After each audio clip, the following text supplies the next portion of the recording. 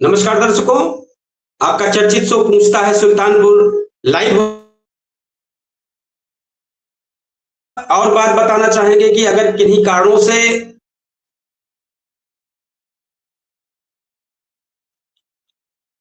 आप किन्हीं कारणों से शो नहीं देख पा रहे हैं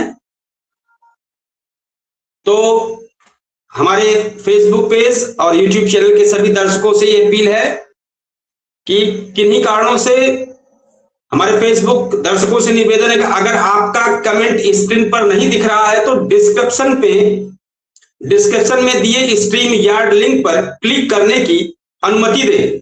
इसकी वजह से आपके मैसेज मुझे दिखने शुरुआत हो जाएंगे। और केडी न्यूज डिजिटल और अवधि तक पर एक साथ हम प्लेटफॉर्म पर लाइव हुए हैं। दर्शकों से निवेदन है कि वीडियो शेयर करें ताकि सुल्तानपुर की आवाज पूरे प्रदेश तक पहुंचे।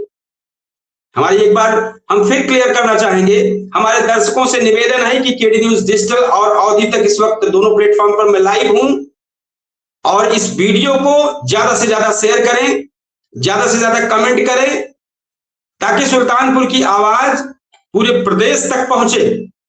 ये मैं बार बार कहना चाह रहा हूं। और साथ में फेसबुक दर्शकों से निवेदन है कि अगर आपका कमेंट स्क्रीन पर नहीं दिख रहा है तो डिस्क्रिप्शन में दिए स्ट्रीम यार्ड लिंक पर क्लिक करके अनुमति दें और इससे हमारे कार्यक्रम में आपके कमेंट आते रहेंगे जिससे हम पढ़ना शुरुआत करेंगे।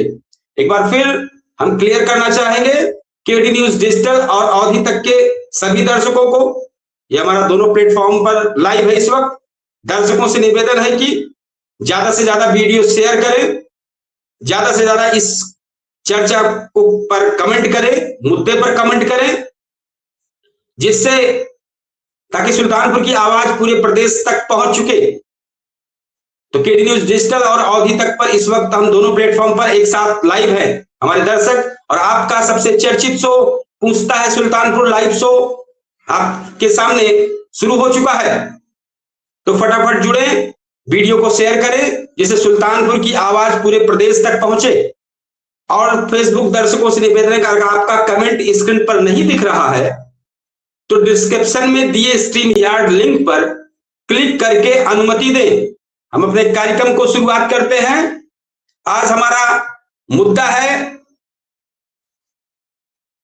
चर्चित शो आपके सामने शुरू हो गया है, पूछता है सुल्तानपुर। आज का मुद्दा सीधे जनता की जिंदगी से जुड़ा है।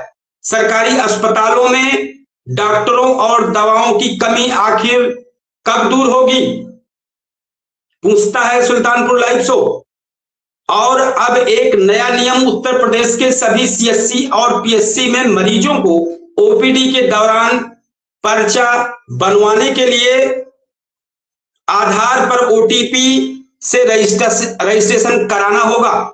यानी अब इलाज से पहले पहचान की डिजिटल जांच हो रही है। एक नया हम इसका वीडियो भी आप सब लोगों को दिखाएंगे। ये शुरुआत हो गया है, एक नया नियम आया है। एक बार हम फिर रिपीट करना चाहेंगे, एक नया नियम आया है। उत्तर प्रदेश के सभी सीएससी और पीएससी के मरीजों को ओपीडी के दौरान पर्चा बनवाने के लिए आधार ओटीपी से रजिस्ट्रेशन कराना होगा। एक नया ये मामला सामने आया है। इसी को लेकर आज हम जो शुरुआत किए हैं, चर्चा है कि आज का मुद्दा सीधे जनता से की जिंदगी से जुड़ा है। सरकारी अस्पतालों में डॉक्टरों और दवाओं की कमी आखिर कब दूर होगी। साथ ही एक बार फिर बता दें कि एक नया नियम इस वक्त आया है। सभी मेडिकल कॉलेज, सीएससी, पीएससी में मरीज अगर ओपीडी में जा रहा है डॉक्टर को दिखाने के लिए, उस दौरान उसको पर्चा बनवाने के लिए आधार और ओटीपी से रजिस्ट्रेशन कराना अनिवार्य होने वाला है, या हो चुका है, या चल रहा है। कई जगहों पर अब ये शुरुआत हो गया है। यानी अब इलाज से पहले पहचान की डिजिटल जांच हो रही है। सवाल यह है कि क्या इससे व्यवस्था सुधरेगी या गरीब और ग्रामीण मरीजों की मुश्किलें और बढ़ेगी। तो दर्शकों से एक बार हम चाहेंगे इस पर फटाफट कमेंट दें। हमारे फेसबुक पेज के फॉलोअर, हमारे केडी न्यूज और अवधि तक के चैनल के सभी दर्शक फटाफट कमेंट दें, ज्यादा से ज्यादा इस वीडियो को शेयर करें जिससे आपकी सुल्तानपुर की आवाज पूरे देश में पहुंचे और ये कार्यक्रम अनवरत चलता रहे। आइए फिर कार्यक्रम की तरफ बढ़ते हैं। सरकारी अस्पताल इसलिए बनाए गए थे, यूसुफ साहब भी जुड़ना चाह रहे हैं हमारे मेहमान के तौर पर, रामजी सिंह जुड़े हुए हैं, लेकिन मैं इनसे बात करूंगा। पहले हम अपनी शुरुआत कर दें आज के मुद्दे में क्या क्या है। सरकारी अस्पताल इसलिए बनाए गए थे कि गरीब और आम आदमी को सस्ता और आसानी से इलाज मिल सके। लेकिन हकीकत क्या है, कई अस्पतालों में डॉक्टर नहीं, कहीं दवाइयां नहीं, कहीं जांच की मशीनें बंद, मरीज सुबह से लाइन में खड़ा रहता है। कई बार पर्चा बनवाने में भी 1 से 2 घंटे निकल जा रहे हैं, और अब तो और लग जाएंगे जब से आधार की ओटीपी क्लियर हुआ है सभी सीएससी पीएससी पर। अब इसमें और भी देर लगेगी। अब समस्या यह है कि जो जागरूक है वो तो ठीक है, लेकिन जो बुजुर्ग है जिसके पास बड़ा मोबाइल नहीं है, ओटीपी की दिक्कत आएगी, उनकी समस्या कैसे दूर होगी। फिलहाल इस हमारी खबर के अंत में हम इसकी भी जानकारी देंगे। तो अब अगर पर्चा बनवाने के लिए आधार, ओटीपी और ऑनलाइन रजिस्ट्रेशन जरूरी होगा, तो सोचिए उस बुजुर्ग स्मार्टफोन नहीं है, उस ग्रामीण महिला का क्या होगा जिसे ओटीपी पढ़ना भी नहीं आता है।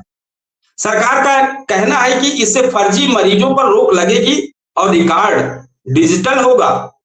यह बात अपनी जगह सही हो सकती है, लेकिन बड़ा सवाल यह है कि क्या डिजिटल व्यवस्था से पहले अस्पतालों की बुनियादी व्यवस्था ठीक नहीं होनी चाहिए? ये सवाल है। अगर अस्पताल में डॉक्टर ही नहीं होगा, अगर दवाइयां ही नहीं होगी, तो ओटीपी वाला पर्चा आखिर किस काम का, जनता पूछ रही है। सरकार अस्पतालों को डिजिटल बना रही है, लेकिन क्या इलाज भी डिजिटल हो जाएगा? आज जरूरत इस बात की है कि सरकारी अस्पतालों में डॉक्टरों की भर्ती बढ़े, दवाओं की उपलब्धता सुनिश्चित हो और मरीज को ससम्मान के साथ इलाज मिले, क्योंकि स्वास्थ्य सेवा सुविधा नहीं अधिकार है। तो आज का सीधा सवाल है, सरकारी अस्पतालों की बदहाल व्यवस्था कब सुधरेगी? डॉक्टर और दवाओं की कमी कब दूर होगी? और क्या आधार ओटीपी से इलाज की प्रक्रिया आसान होगी या मुश्किल? आप अपनी राय जरूर दीजिए। मैं आपका होस्ट कपिल देव शुक्ल, आप इस वक्त केडी न्यूज डिजिटल और अवधि तक के प्लेटफॉर्म पर हैं। सभी हमारे दर्शक इस कार्यक्रम को देख रहे हैं। पूछताछ सुल्तानपुर लाइव शो इस वक्त है और सवाल जनता का है, जवाब भी मिलना चाहिए। जवाब भी जनता देगी।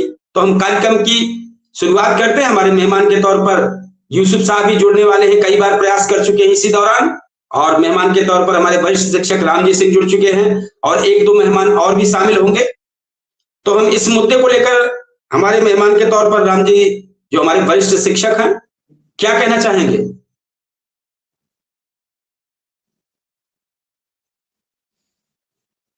अब जी, चिकित्सा की जो बात है, चिकित्सा की, यह जी, मानव के जीवन से संबंधित ये कार्य है। जी, तो यदि कोई किसी के पेट में दर्द हुआ, थोड़ा बहुत अगर कम दर्द है, और पहले मोबाइल हो जाएगा। अब तो जो पेट है या कोई तकलीफ है, तो पहले मरीज मोबाइल ढूंढेगा, तब एक बात अस्पताल जाएगा। जो आप बता रहे हैं कि वो ओटीपी और ये सब चाहिए फर्जी रोकने के लिए। आधार वेरिफिकेशन के बाद पर्चा कट रहा है। इस वक्त शुरुआत हुई है, माना कि अभी पूरी तरीके से शुरुआत नहीं है, लेकिन ये शुरुआत हो चुकी है। इसी वजह से पर्चे बनवाने के लिए लंबी लाइनें देखी जा रही है। हम वो वीडियो भी दिखाएंगे। जी बताएं। असल बात, जितना फर्जी फर्जी फर्जी चिल्ला रहे हैं लोग ना, वास्तव में वही लोग चिल्ला रहे हैं जो कहीं न कहीं फर्जी खुद में है। जो जितना बड़ा माने घोटालेबाज है, वही सबका देख रहा है कि पास कितना पैसा बा, के पास का बा, के पास का सुविधा बा, किसको कौन सी सुविधा देना है। ये दुनिया भर का जो, अब तो हम लोग कम पढ़े लिखे आदमी हैं, ये दुनिया भर का जो निपोरा लगा रहे हैं ना हर जगह, जिसको चोचला बोलते हैं, चोचला, तो देश का चोचला कर रहे हैं। वो कहते हैं दुनिया भर का जो निपोरा लगाओ, तो स्कूल बंद करते जा रहे हैं, स्कूल की सुविधाएं बंद करते जा रहे हैं।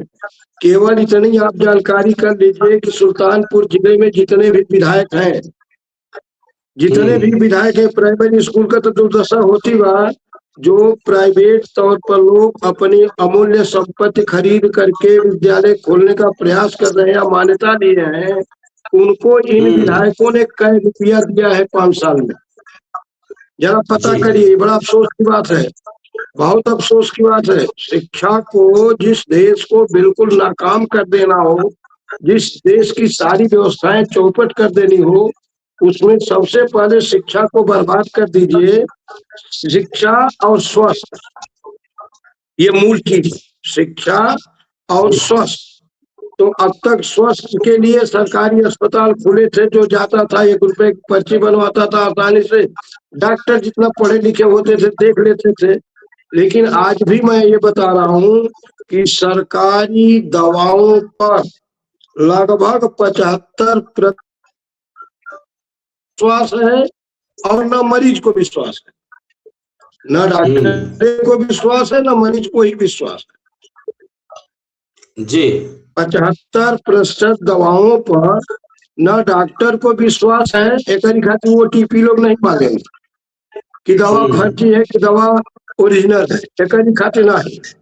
एक्सरे मशीन लगाए हैं, ओकर कोनो प्रयोग नहीं के 12-13 लाख 14 लाख का मिला हुआ, ओके चलावे खातिर कर्मचारी नहीं है।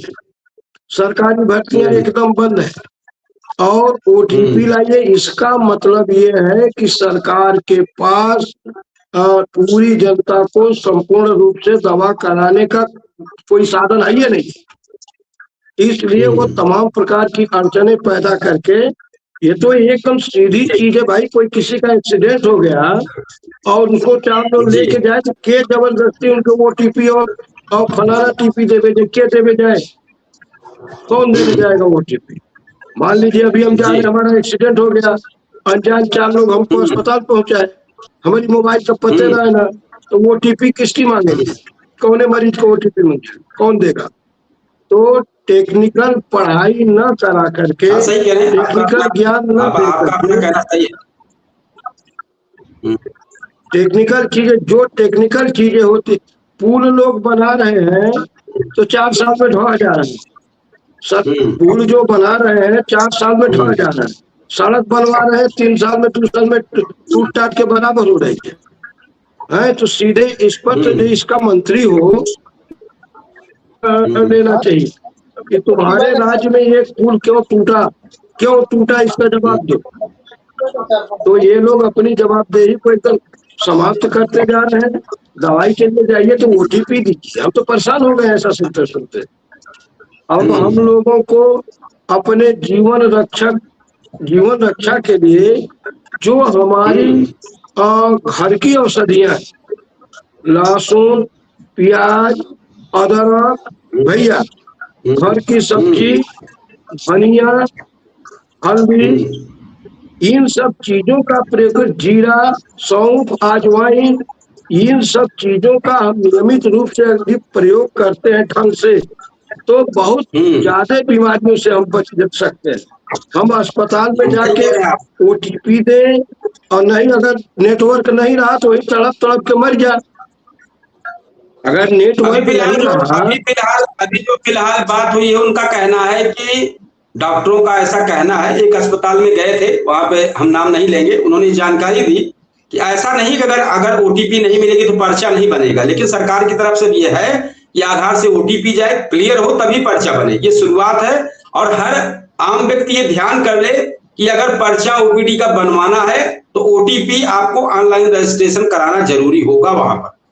तो धीरे धीरे ये सिस्टम मिला रहे हैं। लेकिन अब कमाल यहाँ पर ये है कि सोचिए उस बुजुर्ग का क्या होगा जिसके पास स्मार्टफोन नहीं होगा, उस ग्रामीण महिला का क्या होगा जिसे OTP पढ़ना भी नहीं आता है।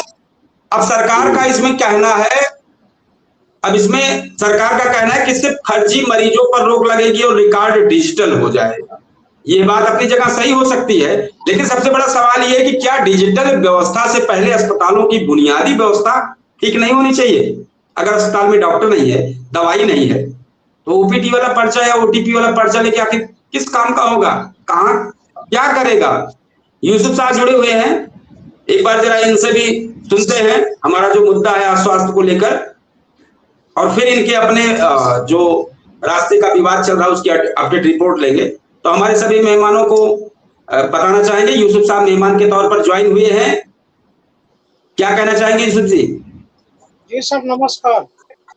नमस्कार नमस्कार, हमारे दर्शकों की तरफ से आपको नमस्कार, बताएं। जी सर, सरकारी अस्पतालों में तो बहुत सारी लापरवाहियां हैं और जैसे सरकार की तरफ से जो सुविधा दी जाती है आम जनता जी, तो आम जनता को पूर्ण रूप से मिल नहीं पाता और हाँ, काफी लापरवाहियां रहती हैं अस्पताल में। और सबसे बड़ी समस्या तो आज के टाइम पे यह है कि सरकारी अस्पताल में कहीं पर भी जाओ वहाँ पर हर बिल्कुल सामान्य दवाई देंगे, बाकी पूरा दवा जो है वो सब बाहर ही लिखते हैं। अस्पताल में जिला अस्पताल अपना सुल्तानपुर का हुआ, अस्पताल है वहाँ हुआ, तो सब जगह तो जो है ज्यादातर सब दवाइयाँ बाहर लिखी जाती हैं और सरकारी अस्पताल में तो वही इलाज कराने जाता है जो गरीब और कमजोर होता है।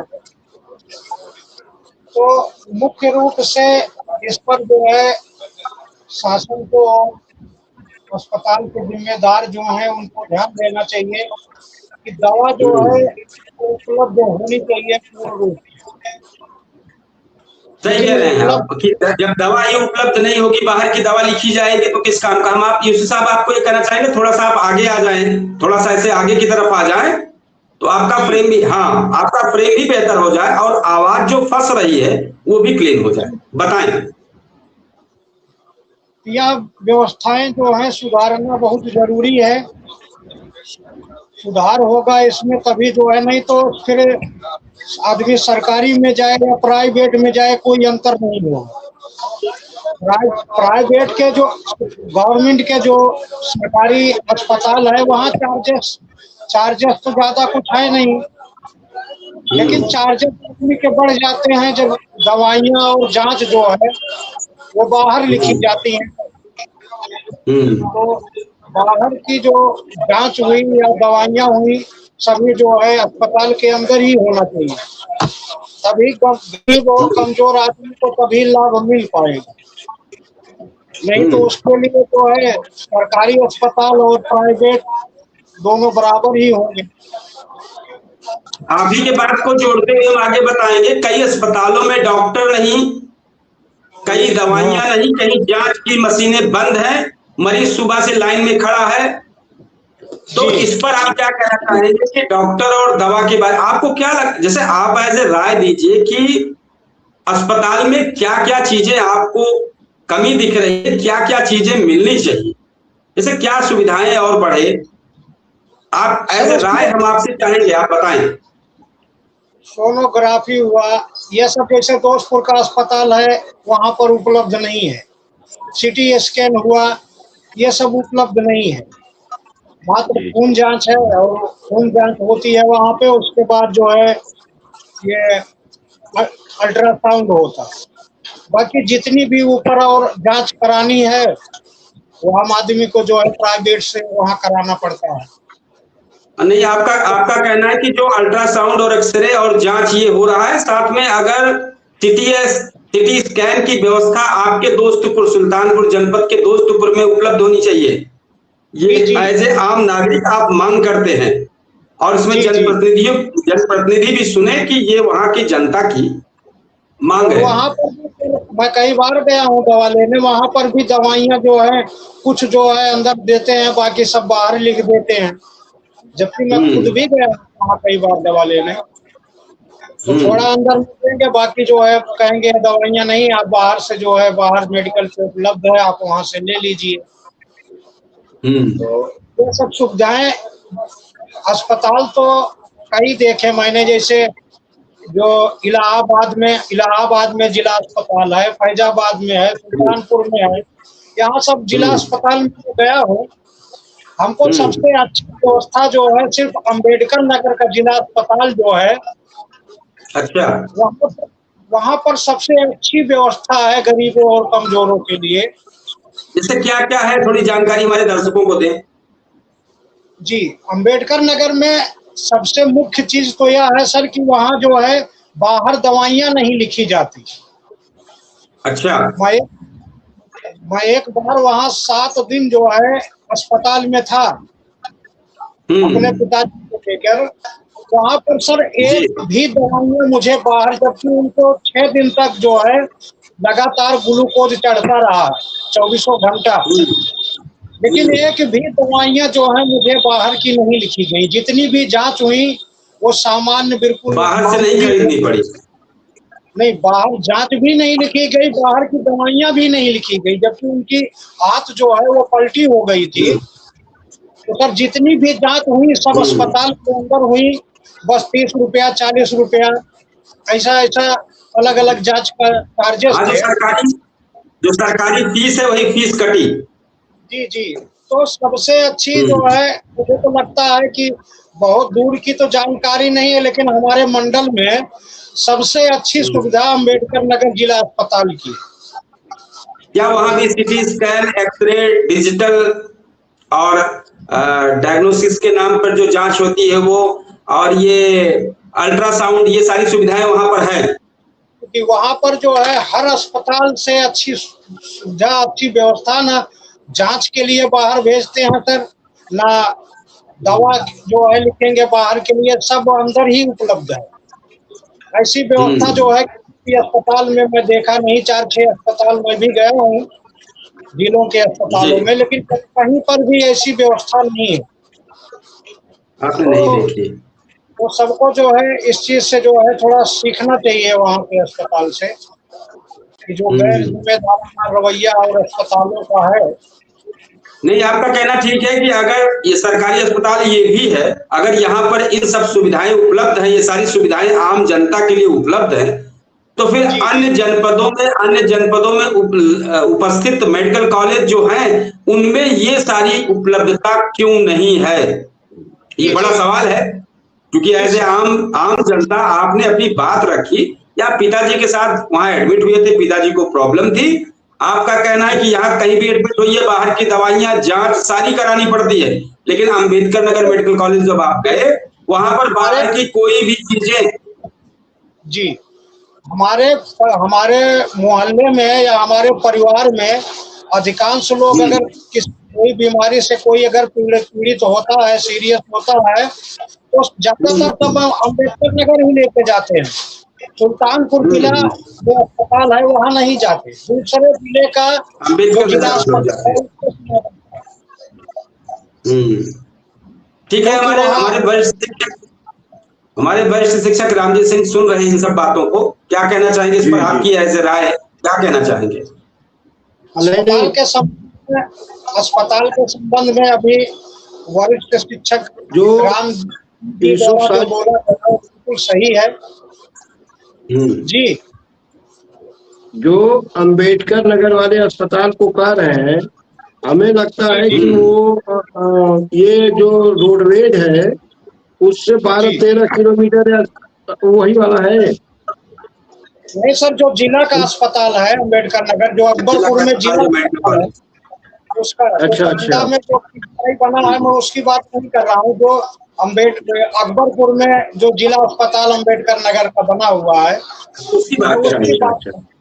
और बाकी जो महंगा में है वहाँ वो जो पीजीआई बनाया गया है वहाँ पर भी बाहर शायद होम्योपैथी आयुर्वेद का ऐसे कुछ है, वो मैं कंफर्म नहीं कर पा रहा हूँ क्लियर कुछ।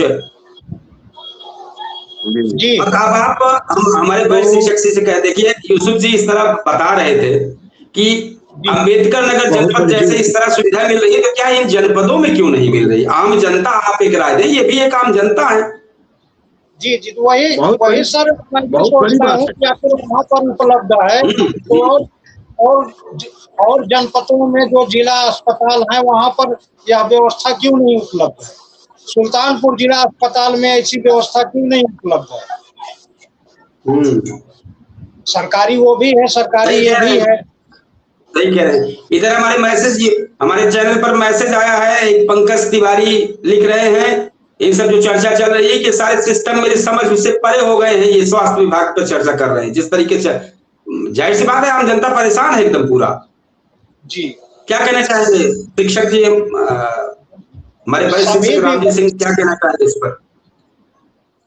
हमने तो देखा है भैया, जो सुल्तानपुर का अस्पताल खुला है तो इसमें अगर आपकी अभी एक मानिकपुर का केस गया था, एक डिलीवरी वाली, तो उसमें जिसकी जान पहचान है, जिसकी जान पहचान थोड़ा अच्छी है, तो हमें भी ऐसा नहीं लगा कि वहां से दवाइयां बहुत ज्यादा बाहर से लिखी गई या डिलीवरी ऑपरेशन हुआ तो बहुत ज्यादा पैसा लगा। हमें तो लगा बिल्कुल पैसा ही नहीं लगा।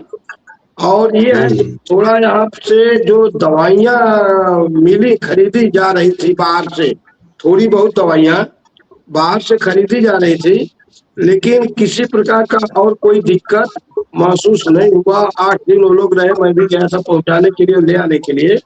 तो मैंने ये महसूस किया कि अगर ढंग से अपनी बढ़िया जान पहचान हो और आदमी थोड़ा सवाल जवाब करने वाला हो, सवाल जवाब कि भाई आप ये चीज दीजिए या तो लिख के दीजिए कि नहीं है, तो ऐसी परिस्थितियों में कुछ इलाज बढ़िया संभव है।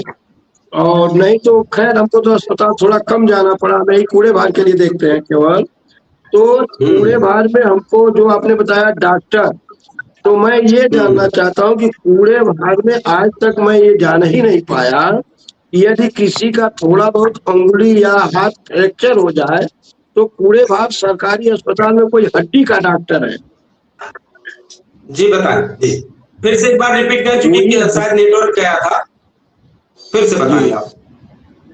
तो मैं ये जानना चाहता हूँ, हाँ, तो नेट का प्रॉब्लम आया था तो अस्पताल में, सरकारी अस्पताल में बात कर रहा हूँ।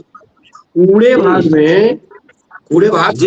भार एक ऐसा अस्पताल है जहाँ की अंबेडकर नगर के कुछ भीटी ऊटी के लोग भी, हैदरगंज के लोग भी आते हैं कूड़े भार। इधर फैजाबाद से हाँ, फैजाबाद के तरफ से भी लोग आते हैं। लेकिन ऐसे अस्पताल में अभी 1 साल पहले एक एक्सरे मशीन के लिए बहुत बड़ा प्रयास किया गया था, बहुत बम्पर रात दिन प्रयास किया गया था।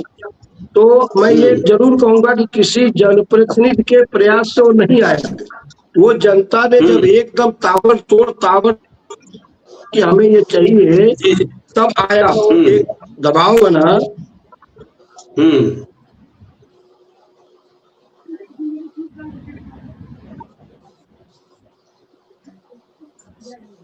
किसी ने जी बताएं, कुछ नेटवर्क कटा था, बताएं आप। इस वक्त हमारा कार्यक्रम चल रहा है, लगातार पूछता है सुल्तानपुर लाइव शो आपके सामने है, हमारे केडी न्यूज और अवधि तक के प्लेटफॉर्म पर इस वक्त हम लाइव है, हमारे फेसबुक पेज पर इस वक्त लाइव है। और आज का मुद्दा चल रहा है कि बुनियादी व्यवस्था अस्पताल की कब सुधरेगी। अस्पताल में डॉक्टर नहीं, दवाइयां नहीं, कैसे सुधरेगा? हमारी आवाज शिक्षक रामजी सिंह को अगर जा रही हो, नेटवर्क की प्रॉब्लम की वजह से उनकी आवाज कटी है, अगर शामिल होकर इस बात को पूरा करना चाहें तो जरूर पूरा करें।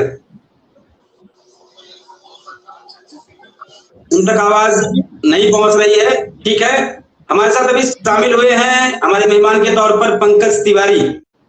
मुद्दा हमारा है और इस वक्त पूछता है सुल्तानपुर लाइव शो आपके सामने है और केडी न्यूज के डिजिटल प्लेटफॉर्म पर और अवधि तक के प्लेटफॉर्म पर हम इस वक्त लाइव हैं। ये कार्यक्रम तो चल रहा है, क्या कहना चाहेंगे पंकज तिवारी जी? जी नमस्कार सर। नमस्कार। ये जो स्वास्थ्य की समस्या है, इसमें आप मैं सुल्तानपुर जिला अस्पताल की हालत देख रहा हूँ कि अब मेडिकल कॉलेज बन चुका है, लेकिन अभी किसी को एक्सरे कराना हो तो एक सादे 4 साइड पेपर पर एक्सरे की रिपोर्ट दी जा रही है और उस रिपोर्ट को अगर आप कागज पे अगर उस रिपोर्ट को आप देखेंगे या किसी को दिखाने जाएंगे तो यही कहेगा भैया ये किस काम का है। अगर उसको गलती से आपने मोड़ के ले लिया या हाथ में ठीक से पकड़ लिया तो पता ही नहीं चलेगा कि आपके सीने में ब्रोंकाइटिस है कि कि कब जमा है या कि बस वैसे ही कहने का मतलब सब नॉर्मल है। तो ये स्थिति ये सब देख करके वहाँ के सीएमओ साहब को, प्रिंसिपल साहब को और प्रशासन को ध्यान देना चाहिए। ये बहुत नॉर्मल चीजें हैं, व्यवस्थाएं हैं, इसको सुधारना चाहिए इनको। एक बार आप चूंकि हमारे कार्यक्रम में शामिल हुए हैं तो मुद्दा जो है आपने देखा, लेकिन साथ में कुछ 2-4 शब्द हम बता दें। सरकारी अस्पताल इसलिए बनाए गए थे कि गरीब और आम आदमी को सस्ता और आसानी इलाज मिल सके, लेकिन हकीकत क्या है? हकीकत सामने है कि कहीं डॉक्टर नहीं, कहीं दवाइयां नहीं, कहीं जांच की मशीनें बंद और लाइन लंबी मरीजों की, पर्चा घंटों बाद मिल रहा है। और अभी एक नई समस्या आ रही है, हम समस्या इसलिए कहेंगे क्योंकि आम जनता की समस्या आई है कि अगर पर्चा बनवाने के लिए आप किसी भी अस्पताल में जा रहे हैं तो आधार ओटीपी को अनिवार्य होने वाला है। ऑनलाइन रजिस्ट्रेशन जरूरी हो रहा है, आप जाके रजिस्ट्रेशन कराएं फिर आपका पर्चा बनेगा। अब सवाल यह है कि उस बुजुर्ग का क्या होगा जिसके पास स्मार्टफोन उस वक्त नहीं होगा? उस गरीब महिला का क्या होगा जिसे ओटीपी पढ़ना ही नहीं आता है? सरकार का कहना है कि फर्जी मरीजों की रोकथाम लगाने के लिए ये सारी व्यवस्था की गई है। सही है, ठीक है। एक सवाल बड़ा है कि क्या डिजिटल व्यवस्था से पहले अस्पतालों की बुनियादी व्यवस्था ठीक नहीं होनी चाहिए? क्या अस्पताल में डॉक्टर पहले बढ़ने चाहिए, दवाइयां होनी चाहिए, और ओटीपी वाला पर्चा अगर आखिर किस काम का, जब उसको पढ़ना है? क्योंकि देखिए सरकारी अस्पताल में मिडिल क्लास फैमिली जाती है, गरीब व्यक्ति जा रहा है और हर गरीब व्यक्ति के पास स्मार्टफोन ही नहीं है। दिक्कत ये सामने आने वाली है आधार से ओटीपी वाला मामला। जो जनता पूछ रही सरकारी अस्पतालों को डिजिटल बना रही है सरकार, लेकिन क्या इलाज भी डिजिटल हो पाएगा? आज जरूरत इस बात की है कि सरकारी अस्पताल में डॉक्टरों की भर्ती बढ़े, दवाओं की उपलब्धता सुनिश्चित हो।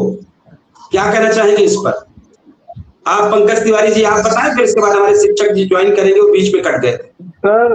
सर स्थिति ये है, कभी छोटा सा मैंने एक कमेंट किया है, आपने देखा होगा कि पिछले क्षमा चाहते हैं, पिछले वर्ष मेरे पिताजी की तबीयत खराब थी, मैं केजीएमयू लखनऊ गया दिखाने के लिए और मैं पहुंचा वहां पे और बहुत लंबी लाइन लगी थी। उस लाइन में मैं लगते लगते जब सबसे सामने काउंटर में पहुंचा तो कहा गया कि जाके पहले आभा कार्ड बनाओ, आभा कार्ड पंजीकरण कराओ। मैं 1 घंटे का टाइम खराब हुआ, फिर मैं दोबारा वापस आभा कार्ड के लिए पंजीकरण के लिए, कहीं गलत ना हो जाए, मैंने दूसरे की सहायता ली। ओके, सहायता लेने के बाद तब आभा कार्ड मेरा पंजीकरण हुआ, फिर मैंने लाइन लगाया और उसी में पिताजी को इतना ज्यादा पेन था कि उनको संभालना और आभा कार्ड बनवाना और लाइन लगा के पर्चा बनवाना।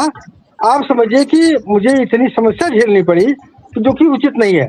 इसमें एक नॉर्मल रास्ता होना चाहिए कि डायरेक्ट पेशेंट काउंटर पे जाए, उसका पर्चा बने और वो सीधे डॉक्टर के कमरे में जाए और उसको देखा जाए। इससे बड़े बीच में थोड़ा सा हम, ठीक है, बीच में थोड़ा सा हम बताना चाहेंगे, ये आभा कार्ड जो शुरुआत हुआ है, इसकी शुरुआत गांव में आशा कार्यकर्तियों द्वारा किया जा रहा है। गांव में जागरूकता नहीं है, वो लोग ध्यान नहीं कर रहे हैं। बहुत दिनों से स्वास्थ्य विभाग की आशा कार्यकर्तियां गांव में जाकर लोगों की आभा कार्ड बना रही हैं। जागरूकता का अभाव नहीं है, इसलिए बहुत लोग नहीं बनवा रहे, क्योंकि उसमें भी लग रहा है कि बहुत जल्द अगर हो जाता है तो ज्वाइन हो जाएंगे, मतलब आभा कार्ड अगर बन जाता है तो ये समस्या ना आती, इसलिए सरकार चाह रही कि आभा कार्ड जल्द से जल्द हर व्यक्ति बनवाए। लेकिन अभी जो नई समस्या आई है, इसकी जो आपने बात कही, ये भी चिंताजनक है कि अगर कोई इस वक्त परेशान है, पहुंचा है, तो उसको पहले पर्चा बनना चाहिए, मरीज दिखाना चाहिए। अभी हमारी किसी डॉक्टर से बात हुई है, नाम नहीं लेंगे, डॉक्टर ने बताया कि सरकार का दबाव बना है, लेकिन ये जरूरी नहीं है कि किसी के पास अगर आधार नहीं है, ओटीपी नहीं जा रही है, तो उस पेशेंट को देखा नहीं जाएगा। पेशेंट को देखा जाएगा, लेकिन उनकी आदत में शुमार करने के लिए आधार की ओटीपी जरूरी हो रही है। इसलिए डॉक्टर अभी से ही दबाव बना रहे हैं कि नहीं, आधार लेकर आइए, ओटीपी लेकर आइए, जिससे इलाज किया जा। बताएं क्या कहना चाहेंगे? आभा कार्ड वाली हमने जो बात मेरी समझ में जानकारी में थी वो हमने आपको बताया। अगर ये आभा कार्ड आप गांव में बनवाए होते तो वहां जाके दिक्कत ना होती। जी बताएं सर। आज की जो स्थिति है कि मान लीजिए अभी कोई गांव की एक बुजुर्ग महिला जिसकी उम्र 70 साल है और वो बेसहारा है, उसका बेटा कहीं बाहर रहता है, वो बीमार हुई, वो अस्पताल गई, तो वो सीधा काउंटर पे जाके पर्चा बनवा के डॉक्टर को दिखाती। ये आसान था कि पहले ओटीपी पंजीकरण आधार, अच्छा मान लीजिए किसी की तबीयत खराब हो गई और वो पहले अपने घर में आधार कार्ड अपना खोजे तब अस्पताल जाए, कि डायरेक्ट वो हॉस्पिटल में जा करके अपना इलाज कराए। ये इसी पे चर्चा चल रही है आज की, क्योंकि आप पहले आम जनता अपनी क्या राय दे रहे हैं? सर सबसे पहली बात होनी चाहिए कि उसके इलाज की व्यवस्था सुनिश्चित की जाए। बाद में वो आधार कार्ड, अभी कोई इमरजेंसी में उसको लेके जाइए हॉस्पिटल में, तो उसको एडमिट करने से पहले आधार नंबर दिखाओ। मान लीजिए रास्ते में किसी का एक्सीडेंट हुआ, हमने उसको उठा लिया, रास्ते से ले जा करके इमरजेंसी में भर्ती कराया और वो बेहोश पड़ा हुआ है, इसका आधार कार्ड लो, इसको भर्ती कराना है। अब उसका आधार कार्ड हम कहाँ से लाएंगे बताइए? अब उसका आधार कार्ड हम कहाँ से ढूंढेंगे? सबसे पहली जरूरत है कि उसका इलाज हो, आधार कार्ड और पंजीकरण, ये सब बात की बातें होनी चाहिए सर। सही कह रहे हैं, आपका ये सोच बहुत बेहतर है कि अगर कोई व्यक्ति कहीं इंसिडेंट हो जा रहा है, उसको उठा के अस्पताल तक पहुंचा रहा है, उस वक्त आधार और ओटीपी का मामला झंझट आएगा, तो कैसे होगा? ये सही कह रहे हैं, ये आपकी सुझाव, आपका राय जरूर इस चर्चा के बाद शामिल होगा। लोगों को जहां से नियम कानून बन रहा है वहां तक आपकी बात पहुंचे जरूर है। यूसुफ जी, क्या कहना चाहेंगे आप इस पर? जी सर, बिल्कुल सही कह रहे हैं कि ये ओटीपी आधार कार्ड ये सिर्फ लोगों को परेशान करने के लिए नियम सही है, बाकी ये किसी भी तौर पे व्यवस्थित नहीं है। ये सब नियम जो है को रद्द करना चाहिए, और अस्पताल के लोग जो सरकार तमाम निर्देश जो होते हैं किसी भी विभाग के, देख लीजिए, जो सरकार की तरफ से निर्देश होते हैं उसका तो पालन करते हैं। सरकार की तरफ से जो जन समस्याओं पर निर्देश दिया जाता है, अधिकारी किसी भी विभाग के हो उसका पालन नहीं करेंगे। अगर कहीं जनता को परेशानी होगी, वो निर्देश अगर हो गया तो उसका पालन जो है शीघ्र करते हैं, बताने के लिए कि हमारी तरफ से समस्या नहीं है, ये सरकार की तरफ से समस्या खड़ी की गई। और सर समय भी कम है, मैं गोपालपुर के रास्ते के संबंध में मैं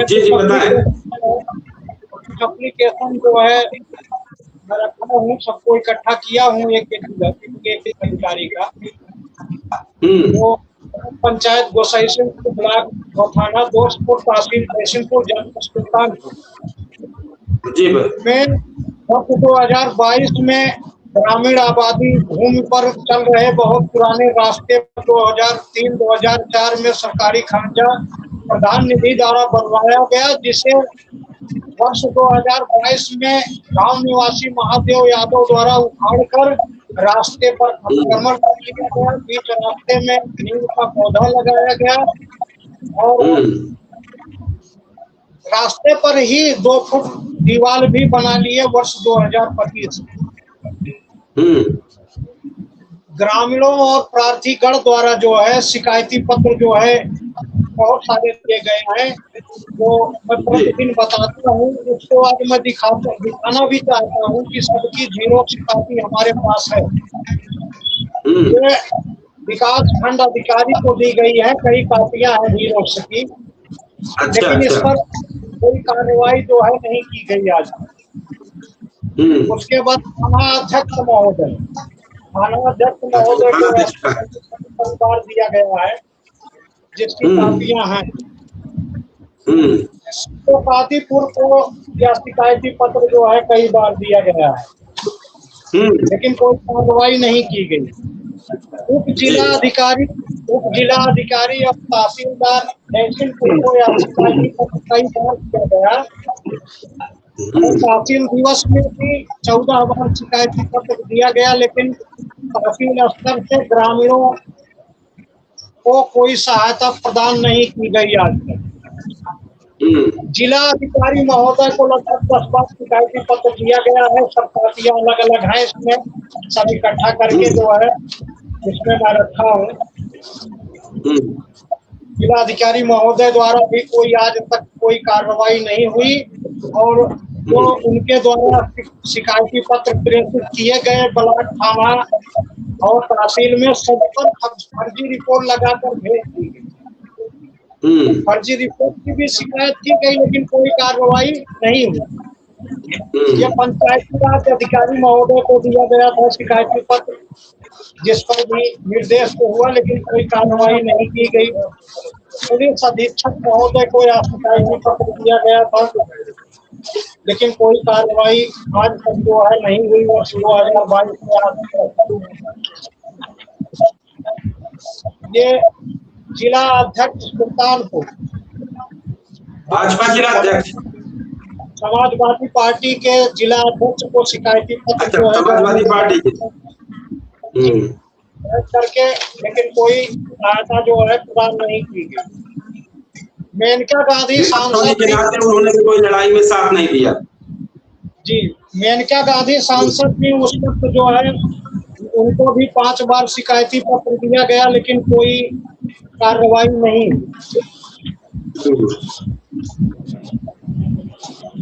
उप महानिरीक्षक पुलिस उप महानिरीक्षक को जो है शिकायती पत्र दिया गया लेकिन कोई कार्रवाई नहीं की गई। जी, पंचायती राज उप निदेशक को शिकायती पत्र दिया गया लेकिन कोई कार्रवाई नहीं। जी, मंडला महोदय को लगभग 8 बार शिकायती पत्र दिया गया लेकिन कोई कार्रवाई नहीं की गई और न ही किसी प्रकार की सूचना प्राप्त हुई। ये मुख्यमंत्री महोदय को जो है 10 बार शिकायती पत्र भेजा गया है लेकिन इस पर भी कोई कार्रवाई नहीं। और 10 बार लगभग 12 बार 1073 पर कॉल करके जो है शिकायत की गई।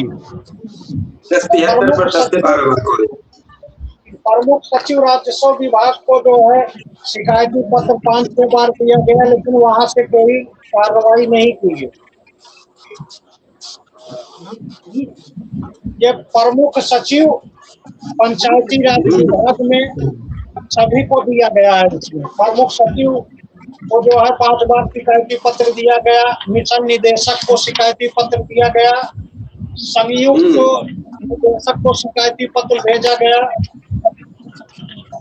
संयुक्त निदेशक को भी शिकायती पत्र दिया गया लेकिन कोई कार्रवाई आज तक नहीं है। विशेष सचिव को भी शिकायती पत्र दिया गया पंचायती राज को, कोई शिकायत नहीं हुई। निदेशक महोदय पंचायती राज विभाग लखनऊ को भी शिकायती पत्र भेजा गया लेकिन वहां से भी कोई कार्रवाई की सूचना प्राप्त नहीं हुई। महिला आयोग में 5 बार शिकायती पत्र दिया गया है लेकिन इस पर भी कोई कार्रवाई नहीं की गई। महिला आयोग प्रेषित पत्र संदर्भ संख्या द्वारा जो है ग्रामीणों को मिली तो उस पर जो है थाना द्वारा, तहसील द्वारा, ब्लॉक द्वारा फर्जी रिपोर्ट लगाकर भेज दी गई और महिला आयोग भी उसी फर्जी रिपोर्ट पर जो है यकीन करके फिर आगे भी कोई कार्रवाई नहीं की गई। सतर्कता आयोग लखनऊ को जो है 5 बार शिकायती पत्र भेजा गया। 8 बार शिकायती पत्र जो है सतर्कता आयोग को भेजे। लोग द्वारा जो है इसकी जांच की जाए इस मामले के किसी टीम द्वारा लेकिन कोई जांच नहीं की गई। पुलिस महानिदेशक को 2 बार शिकायती पत्र दिया गया है लेकिन इस शिकायती पत्र पर भी कोई कार्रवाई ग्रामीणों को सूचना नहीं मिली। अल्पसंख्यक आयोग लखनऊ में 6 बार शिकायती पत्र दिया गया है। वहां से प्रेषित पत्र जो है अल्पसंख्यक आयोग से तहसील में आया, ब्लॉक में आया लेकिन उस पर भी रिपोर्ट लगाकर भेज दी। ये शिकायती पत्र है समाजवादी पार्टी के राष्ट्रीय अध्यक्ष को 2 समाजवादी पार्टी के राष्ट्रीय अध्यक्ष को भी सौंपा गया। सभी ग्रामीणों द्वारा इस पर साइन भी किया गया लेकिन वहां से भी कोई कार्रवाई नहीं की। पक्ष विपक्ष भी साथ नहीं दिया क्योंकि हर जगह उन्होंने लेटर डाला है, कहीं से इनको रिस्पांस नहीं मिल रहा है। जी, मानवाधिकार आयोग में 5 बार शिकायती पत्र दिया गया लेकिन इस पर भी फर्जी रिपोर्ट लगाकर भेज दी गई। मानवाधिकार आयोग द्वारा प्रेषित पत्र ब्लॉक और तहसील में आया। हम लोग गवाही भी दिए, जाके लिखित गवाही भी दिए एसडीएम को, लेकिन इस पर भी थाना द्वारा भी फर्जी रिपोर्ट लगाकर भेजा गया, ब्लॉक द्वारा भी और तहसील द्वारा भी। क्योंकि लगातार देखिए, हम थोड़ा सा बात करना चाहेंगे। शिक्षक रामजी सिंह, देख रहे हैं आप किस तरीके से एप्लीकेशनों का अंबार जिसको बोलते हैं लगा दिया है, और 3 साल 4 साल से लड़ाई एक रास्ते की लड़ रहे हैं। ये आधे गांव के रास्ते की लड़ाई है, और आप देख लीजिए ऐसा कोई नहीं बच रहा है जिसको इन्होंने शिकायती पत्र ना सौंपा हो, लेकिन 3 साल से लड़ाई लड़ रहे हैं। गांव की लड़ाई है आधे रास्ते की। क्या कहना चाहेंगे? हम यूसुफ शाह जी के पत्र को देखकर शर्मिंदा भी शर्मिंदगी महसूस करेगा, शर्मिंदा भी शर्म से झुक जाएगा। जी जी, शर्म से। और इतनी बार एप्लीकेशन देने के बाद भी दुरुपयोग, या कम से कम उत्तर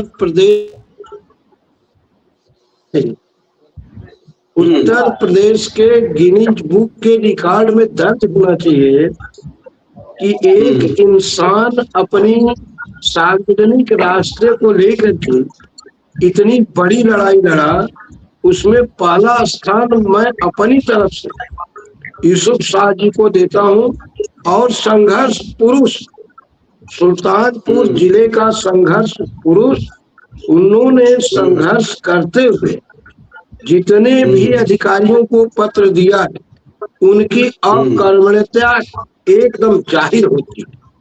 अकर्मण्यता क्या यह संदेश जाता है कि अब ऐसा कोई अधिकारी नहीं रह गया,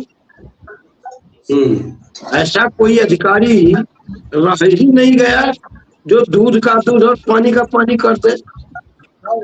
ये कहाँ, इस दुनिया में हम जा, बिल्कुल सवाल। अरे हम तो बता रहे हैं कि अगर एक थाना अध्यक्ष अपने पर आ जाए और ढंग से आ जाए, केवल अपने पर आ जाए, तो कहा जाता है ना कि अच्छे अच्छे की बराबर कर देता है एक थाना अध्यक्ष।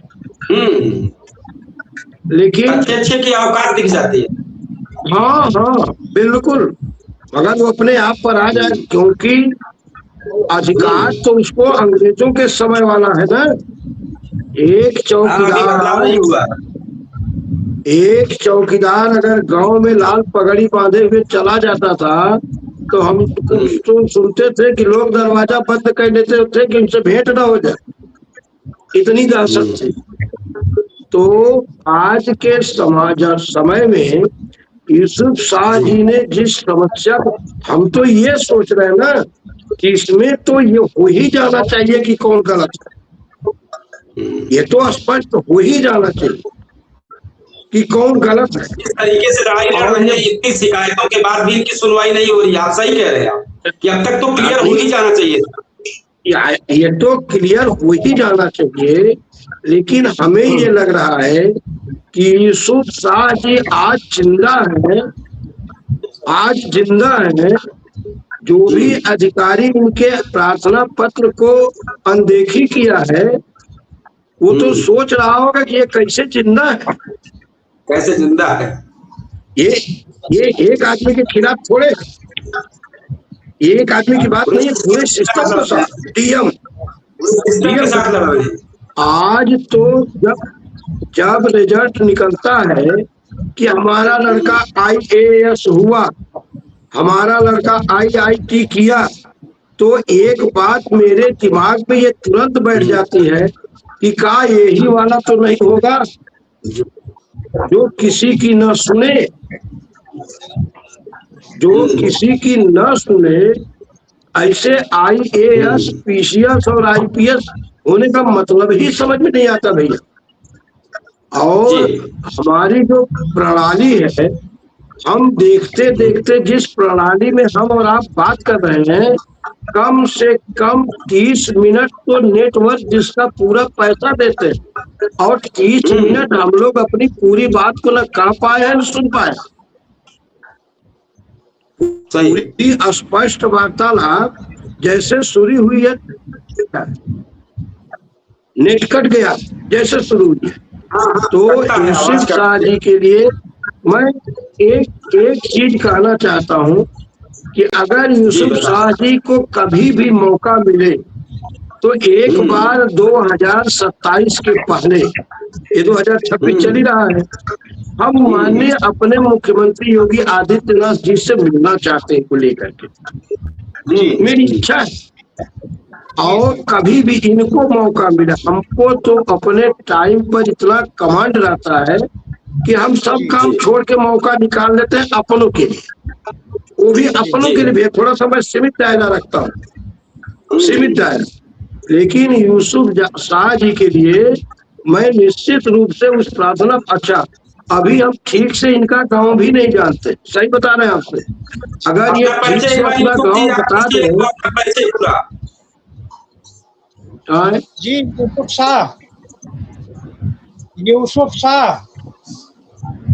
यूसुफ शाह जी के गाँव सारा पूरा परिचय दें। हाँ सर, यूसुफ शाह, ग्राम पंचायत गोसैसिनपुर, ब्लॉक दोस्तपुर, थाना दोस्तपुर, तहसील जयसिंहपुर, जनपद सुल्तानपुर। ये गोसैसिनपुर से है, इनका गांव गोसैसिनपुर है, जो थाना लगता है दोस्तपुर है, ब्लॉक भी इनका दोस्तपुर है, जनपद सुल्तानपुर है, और ये लगभग मुझे उम्मीद है अम्बेडकर नगर के बॉर्डर के आसपास है। हम बता रहे भैया, जब इनके वो लोग जो रास्ता रोके हैं इतना दबंग है, तो एक दिन हम डराते चले जाएंगे, अब पूरा अपनी आंख से हम देख आएंगे। हम डराते जरूर आप जाइए और देखिए। इसके बाद इस पर खुलकर और भी बेहतर चर्चा होगी। पंकज तिवारी जी शामिल है, आपको एक जानकारी दे दें, जो ऊपर यूसुफ शाह जुड़े हुए हैं, लगभग 3 साल से अपने गांव की सड़क की लड़ाई लड़ रहे हैं। अभी आपने इनका देखा कितना शिकायती पत्र था। ये भी एक जीवट किस्म के प्राणी हैं, हम इनको जीवट किस्म के प्राणी कहेंगे। इनके बारे में और एक जानकारी आपको दे दें, जब अखिलेश सरकार थी उस दौरान ये साइकिल से लखनऊ, अयोध्या, जो उस वक्त फैजाबाद बोला जाता था, और सुल्तानपुर, ये अपने साइकिल से यात्रा करते थे, और एक 500 पन्नों का पुलिंदा रखकर साइकिल से पहुंचते थे, और जहां जिस अधिकारी के पास पहले पुलिंदा रखते थे, अधिकारी कांप जाता था कि इतनी एक शिकायत का इतना मोटा पुलिंदा। तो इन्होंने उस वक्त लड़ाई लड़ी थी, उस लड़ाई को जीता था, और आज ये 3 साल से फिर लड़ रहे हैं। एक गांव के रास्ते का विवाद है, अगर वो रास्ता बंद हो जाता है तो 1 किलोमीटर की दूरी तय करके वापस बाजार गोसैसिनपुर पहुंचना पड़ेगा। लेकिन अगर वो रास्ता क्लीन हो जाता, जो तो पहले से ऑलरेडी क्लीन था, खड़ंजा लगा था, सब कुछ लगा था, दबंगों की वजह से, वो इनका आरोप है कि वो रास्ता पहले से क्लीन था, खड़ंजा लगा था, और लोगों ने रोक दिया है। एक विपक्षी उनका नाम लेते हैं, उन्होंने खड़ंजा हटा दिया है और रास्ता बाधित कर दिया, केवल पैदल लोग जा पा रहे हैं, और उससे इनके बाजार की दूरी मात्र 100 मीटर की है। इसी की लड़ाई इनके गांव के आधे से ज्यादा लोग लड़ रहे हैं। क्या कहना चाहें पंकज जी इनकी सारी चीजों को जानकर? सर इनके प्रमुख जी का नाम क्या है? अभी हम बता दे रहे हैं, प्रमुख जी का नाम दोस्तपुर के हैं, प्रमुख जी का नाम भी बता देंगे। क्या कहना चाहेंगे पंकज तिवारी जी, बताइए। इस तरह के जुझारू आम जनता है जो लड़ रही है। मैं दाद दूंगा आपके संघर्ष का कि आपने इतना मेहनत किया, क्योंकि एक बहुत पुरानी कहावत है कि जो बीमार रह चुका होता है वो दर्द जानता है। मैं बताऊं, जनपद सुल्तानपुर में विवेक सर जिलाधिकारी महोदय थे। मैंने एक अपने गांव के एक खड़ंजे के लिए 6 एप्लीकेशन दिया, और 6 एप्लीकेशन आज ही मेरे पास फोटोकॉपी रखा हुआ है। 6वीं एप्लीकेशन के बाद जब मैं देने गया हूं, तब मैंने डीएम साहब से कहा कि सर अब यही बचा है कि आप मना कर दीजिए, या तो कि रास्ता नहीं बन पाएगा, और या तो मैं आना ही बंद कर दूं। और कल मेरा मुझे सर मारी और हंसी भी आ रही कि मैंने कहा कि सर मैं 18 किलो गेहूं साइकिल पर रख करके उसी खड़ंजे से चौराहे पर पिसवाने के लिए गया और स्थिति ये बनी कि पानी भरा हुआ था रास्ते में और साइकिल सहित मैं गिर पड़ा पानी में। और वो फोटो ले जाकर के मैंने जिलाधिकारी महोदय को दिखाया, तब जाकर के जिलाधिकारी महोदय ने वीडियो मैडम जयसिंहपुर को आदेशित किया और तत्काल वीडियो मैडम जयसिंहपुर हमारे गांव में आई और आदेशित हुआ और 3 महीने के अंदर खड़िया बना। दूसरा सर मैं बताना चाहता हूं कि आप इतना संघर्ष कर रहे हैं, ये हाल है, हो सकता है मुझे नहीं लगता है कि इतनी आसानी से ये लोग मानने वाले हैं, ये आपकी बात को सुन लेंगे, क्योंकि मैं डेली जूझ रहा हूँ। आज भी मैं एक अपने 10 साल पुराने प्रकरण को लेकर के नायब तहसीलदार मैडम जयसिंहपुर से मुलाकात किया सुबह में। मैडम से कहा मैडम 10 साल से अधिक हो गया मैं झेल रहा हूँ, मेरे सघन दरवाजे पर मेरी जमीन में अतिक्रमण है, शौचालय का पानी बहाया जा रहा है, जबरदस्ती कब्जा है, मैडम मैं झेल रहा हूँ, आप निपटारा करवा देती। उनका जवाब आया कि क्या हुआ लेखपाल गए थे? हमने कहा मैडम लेखपाल साहब तो गए थे और जाने के बाद उन्होंने खाली फोटो खींचा और चले आए। बोले ठीक है आज फिर मैं उनको भेज देती हूँ। हमने कहा मैडम इतना टाइम निकाल के मैं आपके पास दौड़ के आऊँ है? हर आदमी के टाइम की कीमत है और इस तरीके दौड़ के आदमी थक जाएगा। मैं 10 साल से थक जा रहा हूँ, कहीं से कोई उम्मीद नहीं। आप ये समझ लीजिए उम्मीद नहीं है, सिर्फ 2 लाइन लिखना है, कृपया जांच कर अवगत कराएं, कृपया कार्रवाई की जाए। पर ये जैसे ये सीख लिया गया है, जैसे ये जेहन में बैठा लिया गया है कि कृपया जांच कर अवगत कराएं, कृपया कार्रवाई करें, कार्रवाई करके अवगत कराएं। तो भाई यूसुफ भाई क्षमा चाहते हैं हम, आप मेहनत कर रहे हैं, ईश्वर आपके मेहनत को का रिजल्ट अच्छा दे आपको। बट जो स्थिति है कि जो संघर्ष है आज के सर 1 मिनट कुछ साल से मेरे ही गांव में जो जहाँ पे मेरा पुराना घर था, आप समझिए 200 मीटर का रास्ता बहुत चौड़ा था और मुझे पता है कि मैं बचपन में एक बार बीच में आपको टोकेंगे। आप अपना पूरा परिचय हमारे दर्शकों को दे दें। आप कहाँ से बोल रहे हैं, थाना कौन सा है, ब्लॉक कौन सा है? जी मैं पंकज तिवारी, थाना गोसाईगंज, ग्राम अलहदादपुर, पोस्ट मोतीगंज, जिला सुल्तानपुर से हूँ। और स्थिति क्या है कि उस समय पे आज भी प्रमाण के तौर पे आज भी वो खटोला बोलते हैं, वो खटोला आज भी मेरे घर में है जो ननिहाल से आया था।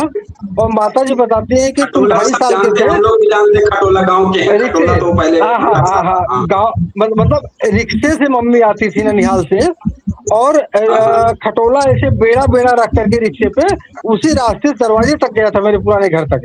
और आज की स्थिति है सर मात्र 2.5 फीट रास्ता बचा है। वो गांव का एक व्यक्ति जबरदस्ती कब्जा कर लिया। मेरे पिताजी इतनी लड़ाई लड़े, कोर्ट तक गए, सब कुछ किए।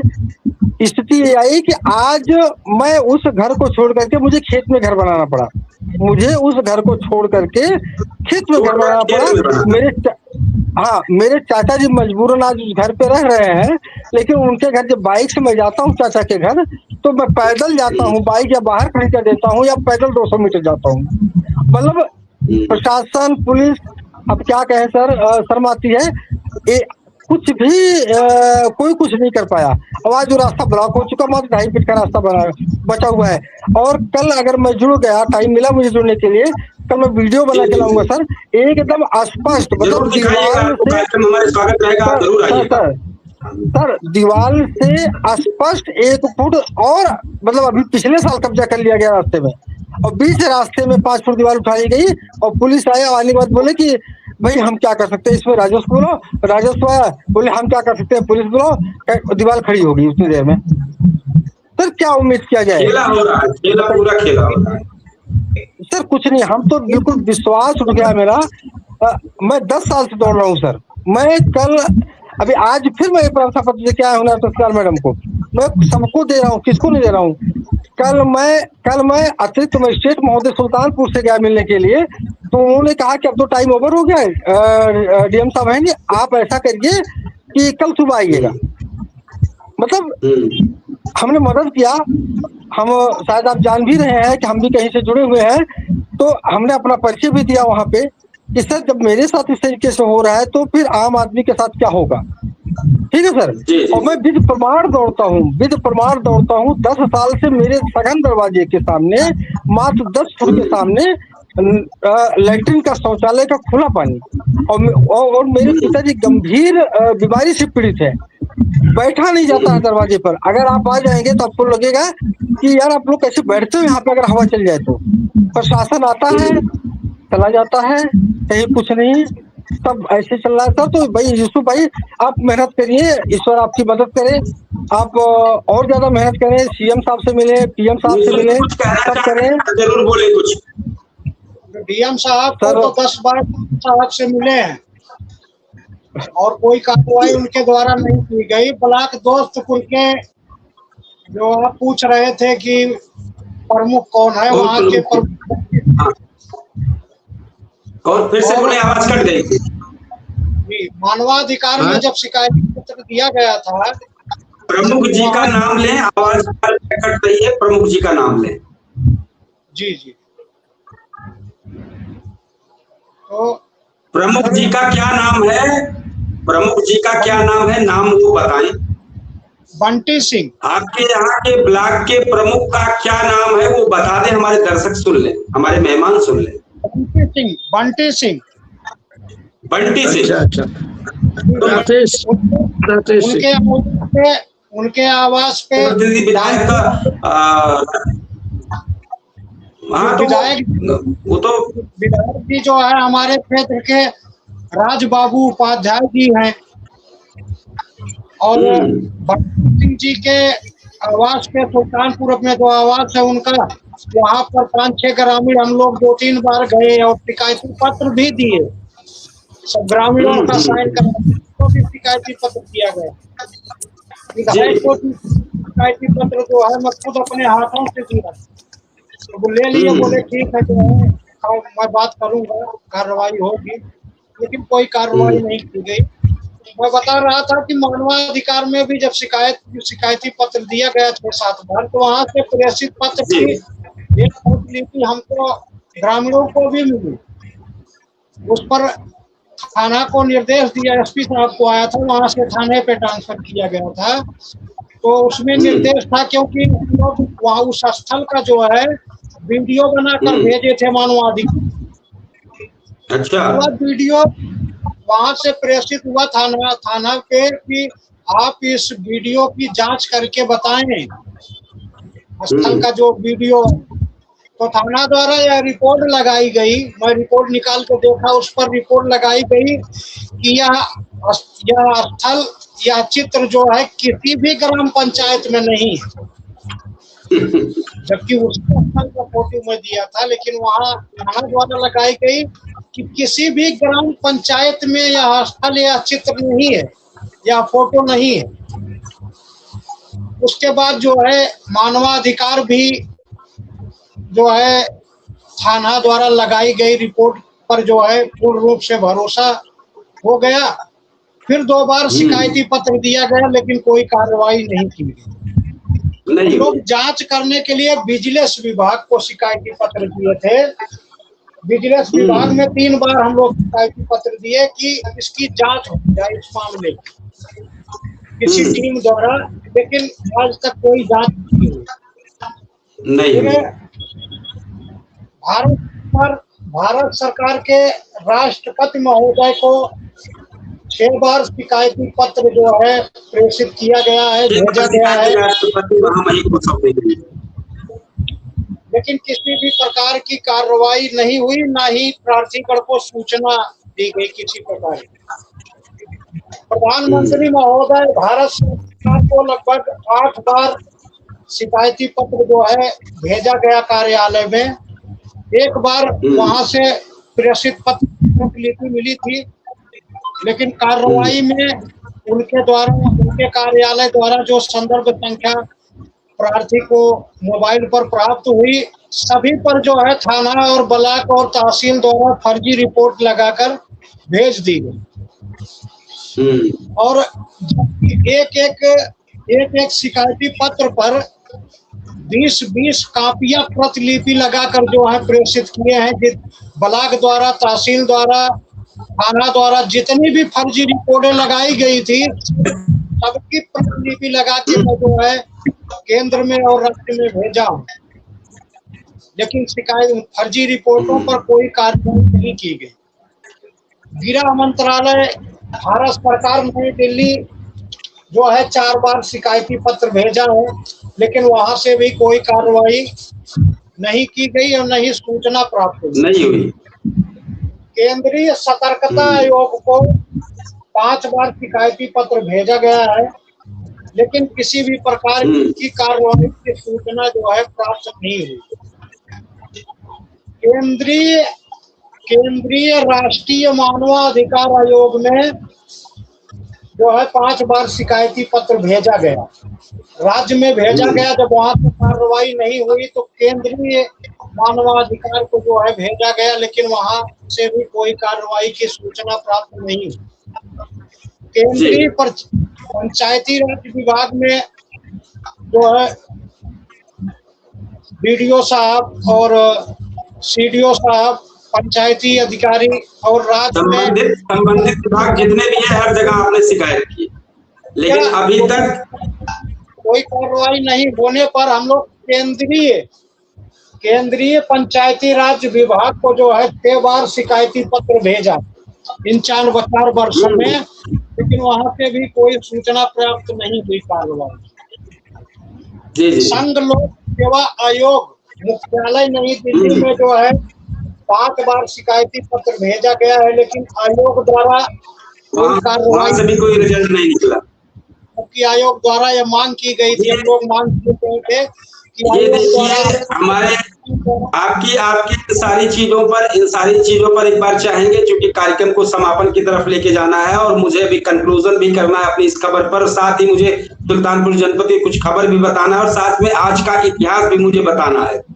हमारे शिक्षक इस पर क्या कहेंगे? देखिए कितनी लंबी कि मुझे भी याद नहीं है कि ऐसा कोई विभाग बच ही नहीं रहा है जहां इन्होंने शिकायत ना बहुत सारी जिससे हम अपना कंक्लूजन करें और इसके बाद आज की जनपद की खबरों को भी आप सब लोगों से रूबरू कराएं और आज के इतिहास के पन्ने में क्या है वो भी हम बताएं। जी भैया, जितने भी लोगों का नाम यूसुफ शाह जी ने लिया है, जो इनके नजदीक में है, जनप्रतिनिधि लोग, जब वो काफिला लेकर के चलते हैं तो ऐसा लगता है कि इनसे बड़ा समाज सेवी कोई नहीं। जब ये लोग काफिला लेकर के चलते हैं, और मुझे ऐसा लगता है कि जिनका यूसुफ शाह जी ने नाम लिया है, ये लोग हमको पहचानते हैं। मैं बड़ी बेबाकी से मैं बता रहा हूँ, क्योंकि एक आध लोगों के साथ तो मेरा बेटा पढ़ा है। अब इसको मैं खोलना नहीं चाहता था, एक आध लोगों के साथ मेरा बेटा पढ़ा है, वो तो आज शिक्षक है, और जिनके साथ पढ़ा है वो इस समय बल सब कुछ है। लेकिन मेरा एक प्रयास ये सुनने पर, मैं तो अच्छा ही सुनना चाहता था कि ये लोग हैं कुछ, जैसे दूर से सुनने पर लगता है कि हाँ कोई शक्तिशाली व्यक्ति है जो न्याय के बड़े सुहावने लगते हैं।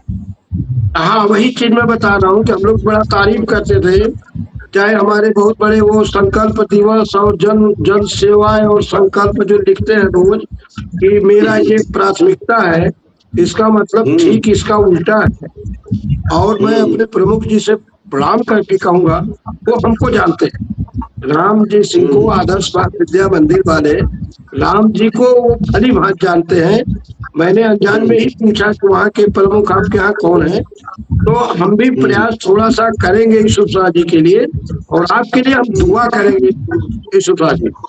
मैं आपके लिए दुआ करूंगा, और मेरी बात गौर करिए, असंभव कार्य को संभव के तरफ ले जाना हमारा भी लक्ष्य रहता है। और एक बार आपकी बात को आपके सामने, चाहे वो बंटी बाबू हो और चाहे राज प्रसाद उपाध्याय बाबू हो, ठीक है ना, इन दोनों लोगों से तो मैं भली भांति कहता हूँ, भली भांति बहुत अच्छे ढंग से कहता हूँ। नहीं, राजेश गौतम जी तो थोड़ा हम कम जानते हैं उनको, हमारी समझ से थोड़ा सा हम नहीं जानते कुल मिला के, सब ज्यादा हम कम जानते हैं। लेकिन इन लोगों से जानते होंगे मैं कह सकता हूँ। और सबसे पहले तो मैं थोड़ा सा जितना आप बता रहे हैं कि महादेव जी, तो वो तो लगता है कि दाऊद इब्राहिम और रहम के टक्कर के, इसीलिए तो कोई हाथ नहीं डाल रहा है। वो तो इंटरनेशनल स्टेज पर होंगे या क्या सच्चाई है, जब हम भी वहां जाएंगे हम जाना चाहते हैं, इसलिए मैं जाना चाहता हूँ भैया, मैं जाना चाहता हूँ।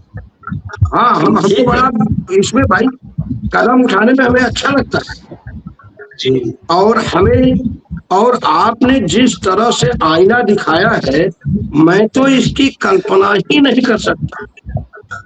मैं तो इस ऐसे भारत की, ऐसे अपने वतन की, ऐसे अपने देश की कल्पना, ये तो इतनी अकर्मण्यता है कि हम लोग तो बालू की रेत है, हमारा सिस्टम बालू की रेत की तरह, कब ढह जाए कोई पता ही नहीं है, कब ढह जाए सिस्टम, आने वाला भविष्य कब बर्बाद हो जाए। हम लोग चले थे दवाई पर, वहां पर फर्जी जानने के लिए जीवन रक्षक फर्जी ओके जाने खातिर इतनी जोर पर है, और एक इंसान रास्ते के लिए इतना प्रार्थना पत्र दिया और कोई ध्यान नहीं दिया। ये किस प्रदेश की कल्पना कर रहे हैं, ये कौन सा प्रदेश बनाना चाहते हैं? उत्तर प्रदेश कहा जाता है, उत्तर प्रदेश बनने की कगार पर। मैं बता रहा हूँ, विश्वास नहीं करेंगे आप भैया, ये नेता नगरी जो है ना, बड़ा दूर भागते हैं, संघर्ष करने वालों से बहुत दूर लोग भागते, बहुत ज्यादा। ये लोग एक को सेकंड रुक ही नहीं पाए। जो इंसान संघर्ष किया होगा, अब यूसुफ शाह जी को चुरा के तो अपनी बात को कह नहीं रहे हैं, और ये चैनल का माध्यम ऐसा है नहीं कि लोग सुन नहीं पा रहे होंगे, ऐसा नहीं है। लेकिन ये बहुत दुर्भाग्य है, और ये दूर का जो आन बान शान और ये सब चीजें हैं, वो कहीं न कहीं दगा पटाखा साबित तो हो रही है आम जनमानस के लिए। हाँ, उस बात पर से धन अर्जित किया जा सकता है, किसी गरीब की मदद नहीं किया जा सकता। मेरा तो यही कुल मिला के विचार लग रहा है। हम आलोचना नहीं कर रहे। हाँ, जो हमारी सरकारी अस्पतालों को लेकर एक मुद्दे पर चर्चा चल रही थी, उसका जो हमारी तरफ से कंक्लूजन है, वो सरकारी अस्पतालों को डिजिटल बनाना बुरा नहीं है, लेकिन उससे पहले व्यवस्था को मजबूत करना ज्यादा जरूरी है। अगर अस्पतालों में डॉक्टर ही नहीं होंगे, अगर दवाइयां ही उपलब्ध नहीं होंगी, तो आधार OTP से बना पर्चा भी मरीज को राहत नहीं दे पाएगा। डिजिटल व्यवस्था तभी सफल होगी जब जमीनी हकीकत भी मजबूत हो। सरकार को चाहिए पहले डॉक्टरों की कमी दूर करे, दवाओं की उपलब्धता सुनिश्चित करे और अस्पतालों की व्यवस्था सुधारे, क्योंकि इलाज पाने के लिए जनता को तकलीफ की नहीं परीक्षा तक, मतलब जनता को तकलीफ की परीक्षा नहीं, स्वास्थ्य की सुविधा चाहिए। और इसलिए आज भी जनता यही पूछ रही है, सरकारी अस्पतालों की हालत कब सुधरेगी, डॉक्टर और दवाओं की कमी कब खत्म होगी, आखिर कब बदलेगा हिंदुस्तान। इसी सवाल के साथ हम सभी दर्शकों से चाहेंगे कि वो कमेंट बॉक्स में इन सब चीजों पर जरूर जी आप बताएं। एक मिनट, ये सरकार नेटवर्क नहीं सही करेगी, नेटवर्क सही नहीं करेगी और वो TP मांगेगी। देखिए कितना लोच है, हम लोगों के बात करने में नेटवर्क सही नहीं, और वहां सही नहीं रहेगा तो 200 मरीज दिखाने के बजाय वो 8 में निपट जाएंगे। कहीं ऐसा तो मनसा नहीं ना है, नेटवर्क ठीक नहीं है और वो TP मांगेंगे। अगर भारतवर्ष को बहुत बेहतरीन और उच्च शिखर पर ले जाना है तो 5G बेहतर व्यवस्था करनी ही पड़ेगी। हम आज के इतिहास के पन्ने में साथ में चल रहे हैं कि आज के इतिहास के पन्ने में क्या है। आज का दिन यानी 6 मार्च को इतिहास में क्या क्या महत्वपूर्ण घटनाएं हुई हैं। सबसे पहले बात करते हैं साल 1521 की, जब पुर्तगाल के प्रसिद्ध नाविक फर्डिनेंड मैगलन अपनी विश्व यात्रा के दौरान गुआम द्वीप पहुंचे। वो समुद्री खोज की इतिहास की बड़ी घटनाओं में से एक मानी जाती है। और 1836 की बात करते हैं, आज ही के दिन अमेरिका के इतिहास की मशहूर लड़ाई बैटल ऑफ अलामो समाप्त हुई। इस युद्ध में मैक्सिको की सेना ने टेक्सास के विद्रोहियों को हरा दिया था। आज ही के दिन 1957 में अफ्रीका का देश घना ब्रिटेन की गुलामी से आजाद होकर एक स्वतंत्र राष्ट्र बना। यह अफ्रीका की स्वतंत्रता की लहर का बड़ा प्रतीक माना जाता है। वहीं भारत की राजनीति भी आज ही के दिन अहम रखती है। साल 1963 में लोकसभा चुनाव के नतीजों ने देश की राजनीति की दिशा बदल दी थी। कई राज्यों में पहली बार गैर कांग्रेसी सरकारें बनी थी। आज का ही दिन है ये 6 मार्च से जुड़ी इतिहास की कुछ घटनाएं थी जो हम आपको बता रहे थे। आज कुछ चीजों पर हम एक बार फोकस डालेंगे कि एक जो 2-3 खबरें से है बस उसी को हम बता दें, इसके बाद अपनी कार्यक्रम को समापन की ओर लेकर जाएंगे। हत्या का आरोपी 12 घंटा के अंदर हुआ गिरफ्तार। पैर में लगी गोली। कोतवाली देहात थाना क्षेत्र के जनौपुर में कल देर शाम गोलीकांड का मुख्य आरोपी दीपक सोनकर को पुलिस ने 12 घंटे के भीतर गिरफ्तार किया है। हालांकि गिरफ्तारी के बाद असलहे की बरामदगी के लिए जब पुलिस टीम उसे घटनास्थल के पास लेकर पहुंची, उसने पुलिस टीम पर फायरिंग की है, ऐसा पुलिस का कहना है। उन्होंने जानकारी घायल हुआ है, उस पर फायरिंग के दौरान घायल हुआ, उसको उपचार के लिए भेज दिया गया है। और दूसरी जो खबर है वो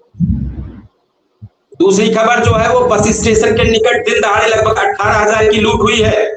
कानपुर से सुल्तानपुर पहुंचे सुल्तानपुर डिपो के परिचालक का बैग लेकर बदमाश सरेआम फरार हो गए हैं।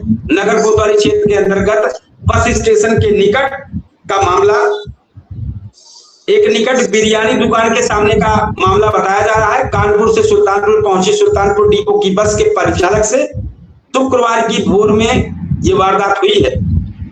तो ये जिस तरीके से मामला चल रहा है, और ये भी बताया गया कि पैसे से भरा बैग, मोबाइल छीना गया और परिचालक की पिटाई की गई है। बदमाश फरार हो गए हैं और इस मामले पर कोतवाल संदीप राय बोले जांच पड़ताल जारी है, विधिक कार्रवाई की जा रही है।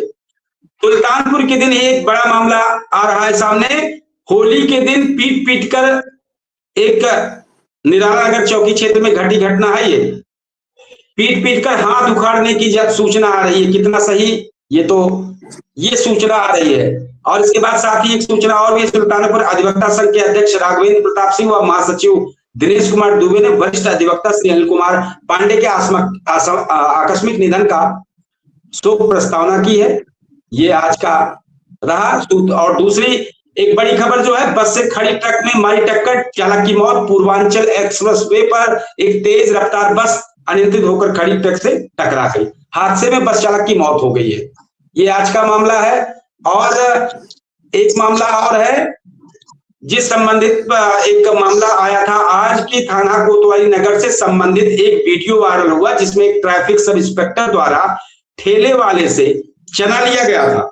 इस वीडियो को हम जरूर दिखाएंगे कि जो लिया गया वीडियो, उस पर सीओ ने क्या जानकारी दी है, उसको हम जरूर आप सबको बताएंगे। वायरल क्या हुआ, इसमें ट्रैफिक सब इंस्पेक्टर द्वारा ठेले वाले से चना लिया गया, लेकिन उसके एवज में पैसा देना दिखाई नहीं दे रहा है। इस संबंध में प्रारंभिक जो जांच की गई है उसकी विधिक कार्रवाई की जा रही है। उक्त के संबंध में क्षेत्राधिकारी सौरभ सामंत ने इस पर क्या जानकारी दी है वो हम जरूर अपने दर्शकों को बताएंगे।